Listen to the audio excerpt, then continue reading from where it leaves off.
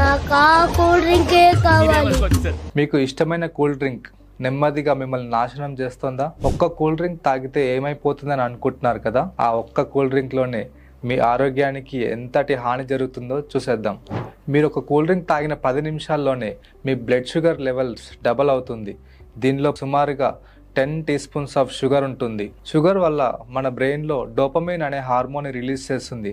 ఆ డోపమైన్ అనే hormone release అయినప్పుడు అది మనకి మళ్ళీ కూల్ డ్రింక్ తాగాలనిపిస్తుంది. సో దీన్నే అడిక్షన్ అని అంటారు. 20 నిమిషాల తర్వాత మీ లివర్ ఆ షుగర్ కంటెంట్ని ఫ్యాట్గా మారుస్తుంది. 40 నిమిషాల్లో బీపీ రైజ్ అవుతుంది. అదే 1 అవర్ తర్వాత ఎనర్జీ క్రాష్, అలసట, చిరాకు మొదలవుతుంది. సో ఈ కూల్ డ్రింక్స్ మీరు నెలల తరబడి తీసుకుంటే ఏమవుతుంది? సో అధిక బరువు, ఫ్యాటీ లివర్, డయాబెటీస్ అండ్ మన టీత్ ఎనామిల్ పాడవడం అండ్ ఎముకల బలహీనత రావడం అండ్ గుండె జబ్బుల ప్రమాదం కూడా ఉంటుంది. పోనీ జీరో షుగర్ డ్రింక్స్ ఏమైనా ట్రై చేద్దామని అనుకుంటున్నారేమో, అది కూడా అన్సేఫ్.